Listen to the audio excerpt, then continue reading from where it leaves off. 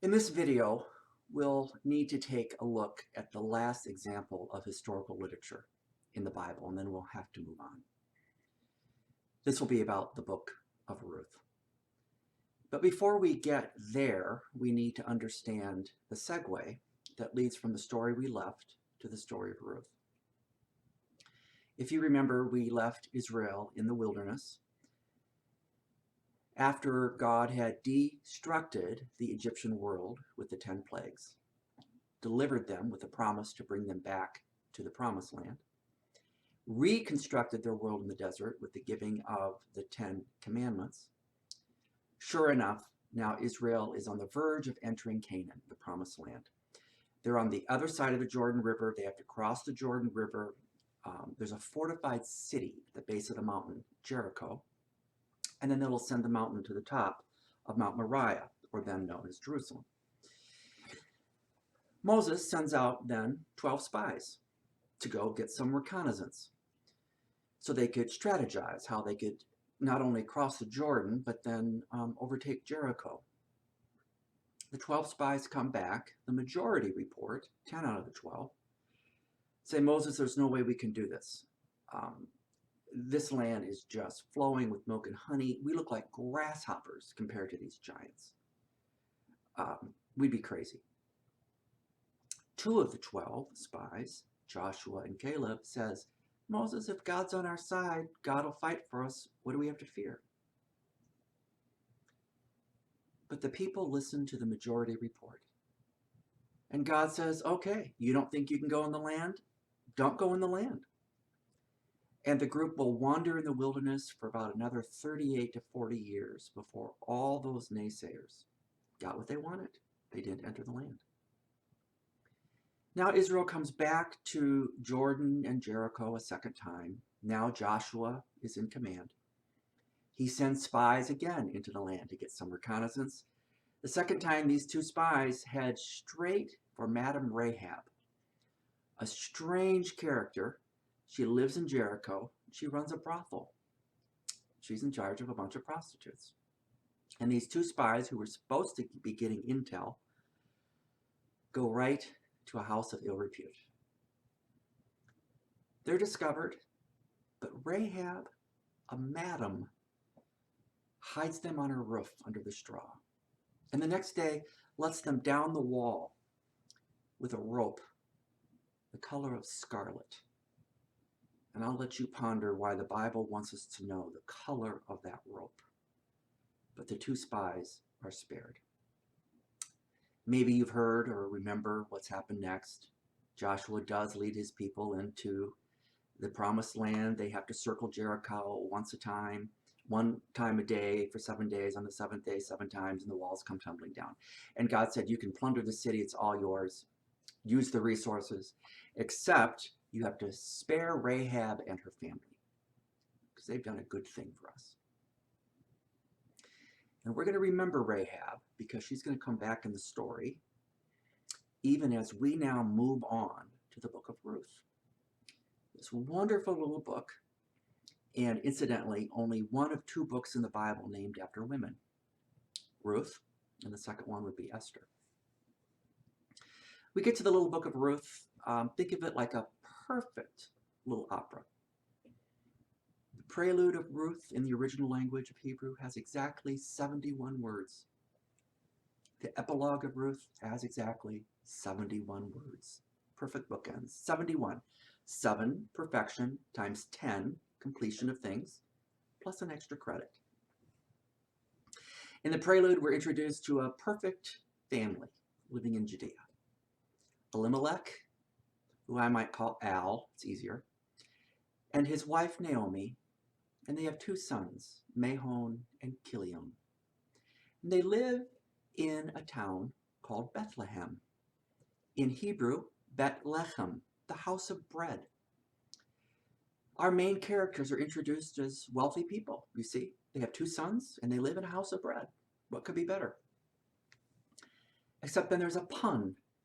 There's a famine in the house of bread. The house of bread has no bread. So Elimelech takes his wife Naomi and his 2 boys, Mahon and Kilion, and they leave to a place that has bread. They go there, and there in Moab, his two sons take two wives. Kilian marries Orpah, and Mahon marries Ruth. And incidentally, the way I remember that is that Kilian and Orpah, it was okay for them to marry. So O goes with K. Mahon marries Ruth, two Moabitess women. And they're full again. The house of bread had no bread. They went to Moab, they had bread, and they gained two daughters-in-law. But now we get to scene one. Every opera, somebody dies. And here we go. First person to die then is Elimelech, dies in a foreign country, which leaves his wife Naomi a foreign widow, which is something you never wanted to be. Nobody had any legal rights to take care of you, but she still had her two sons, right? Except now Mahon dies and Kilion dies.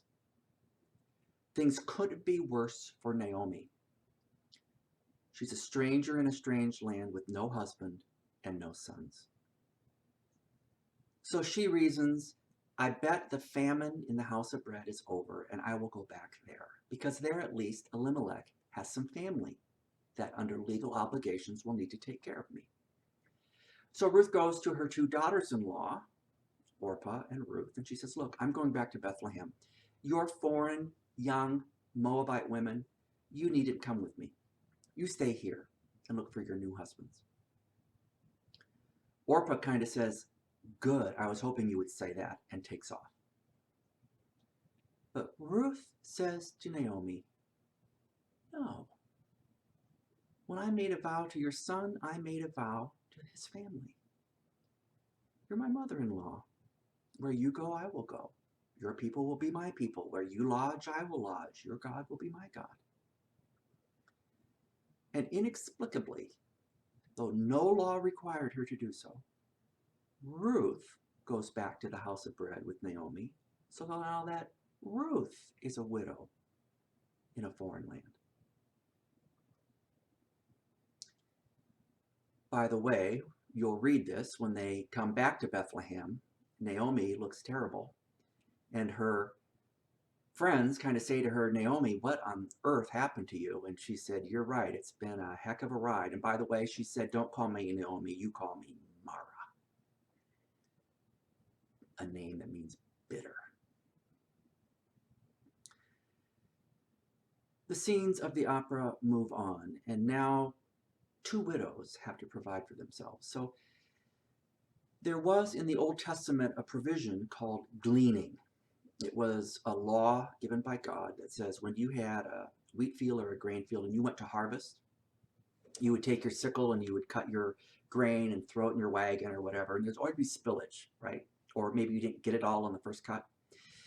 Gleaning was a law that said that when you owned a field, you had a right to go harvest it, but you didn't have a right really to go back a second time and pick up all the scraps or the spillage or what you left. You left those for the town's widows. They could pick it up, and that's how they could eat. So Naomi sends Ruth to a field of a relative, a guy named Boaz, and says, he'll be kind. He's one of our people. You can glean there. And Ruth does. And Boaz recognizes her and says, hey, aren't you a distant relative of Elimelech, one of my people? She says, yeah. And Boaz says to his workers, you know what? When you're out there gleaning my harvest, why don't you accidentally spill some more grain so Ruth will have some more? And this is how Naomi and Ruth are fed. Boaz is a really nice guy. In fact, you'll read another scene where one day he even comes and brings her wine. See the trajectory of the opera so far? A house was full. A house lost everything, went to a foreign country, came back, and now slowly the house is starting to fill again. We get to the next scene. Naomi says to Ruth, Ruth, yeah, this is working. We're eating. This old widow here is getting fed, but you're this young, attractive Moabitess. This is not going to be a forever life for you. You got to get married. I noticed that Boaz has been friendly to you. So this is what I think we could do. Ruth, tonight is a threshing party. A threshing party was the time of the year when you gathered your crops and celebrated. Boaz will be there celebrating his crops at the threshing party on the threshing floor. He's going to get drunk because it's a party. And what I want you to do is put on a fresh dress, some mascara, perfume, literally says that. And when he lies down and kind of passes out, I want you to go and uncover his ankles. And that way he'll know that you're interested in him. And maybe he'll ask you to be his wife. If any of this is making you feel uncomfortable, it should. Naomi is pretty graphic of how she's going to manipulate this. So sure enough, Ruth goes to the threshing party. Boaz passes out. She uncovers his ankles, lifts up his toga. He startles awake and he says, "Ruth, what are you doing?" And rather than taking advantage of the situation, Boaz says, "Look, I'm flattered that you're interested in me. I'm this old guy. You're this exotic foreign Moabitess, and you're interested in me? Yeah, I'll marry you, but let's do this the honorable way. Why don't you go back home? It's still dark. And tomorrow, in the light of day, I'll propose to you in the honorable way." And so Ruth goes back home. And the next day, Boaz proposes to her. And they marry. Naomi is being refilled. She's getting fed. Now Ruth is being filled. She's got a new husband, a new way of life. See the trajectory? Then we get to the last scene. Boaz, our good guy, says, "You know what, Ruth? We're happy. We've got a field. I've got a new wife. We can have kids. But now that you've moved in with me, I'm worried about your mother-in-law, Naomi. How's she going to live?" He said, "I'm going to go talk to the elders of the town of Bethlehem, the house of bread." Because there was a second Old Testament proviso called the kinsman redeemer.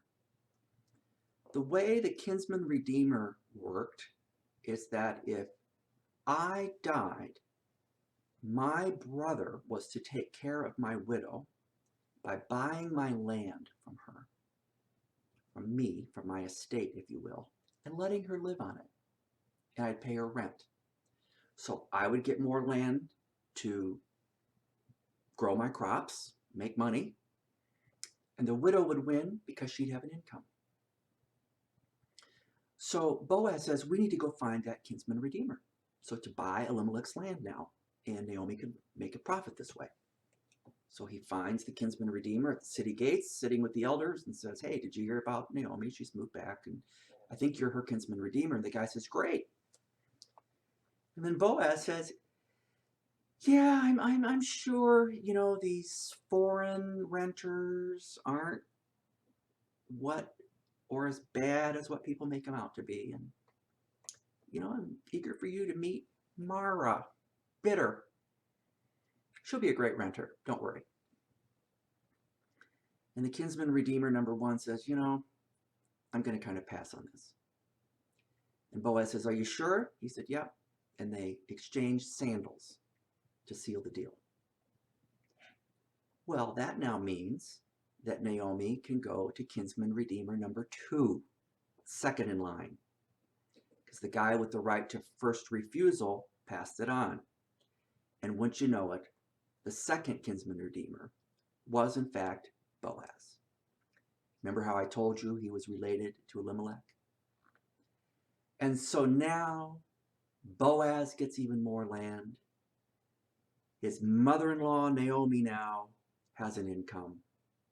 Ruth has a husband. They're all being fed. And then in the epilogue, Ruth and Boaz have a baby boy. Interestingly, the text tells us that Naomi, the grandma, bounces him on his knees, her knees. Obed has Jesse, and from Jesse will come King David. Marvelous little story.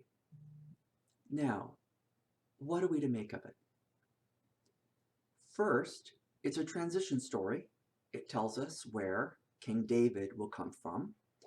And if you know where this is going, from the line and lineage of King David will come Jesus, the son of Joseph, which is why when Rome was taking their census and everybody had to go back to their ancestral village, that's why Joseph, from the line of David, needed to go back to Bethlehem, the house of bread, to register with the Roman government and the census. So it's a transition story to see how Jesus' lineage will be built. Second, though, it also starts another biblical motif in that God will use the strangest people however he wants in his story. And notice now that the promise of fulfillment is not just to the people of Israel, but now it'll come to foreigners like Ruth and Boaz. They're drawn into the redemptive story. And that's an important foreshadow. Third, notice that though the story is true, that it's also at the same time reflects in microcosm the story of Israel. Because remember, Israel had it all in the promised land, the region of Mount Moriah. Remember, there was a famine and they went to a foreign land and were brought back where they were restored. That's the story of Ruth. That's also the story of Israel. And then finally, this great man, Boaz. Nice guy. We know where he came from, and we know who his mother was. Remember how the video started? Would you believe, read Matthew 1, the genealogy of Jesus, that Boaz's mother was Rahab. It's an incredible story. It's also interesting, by the way, when you read it yourself, there's exact number of characters is 7, the perfect number.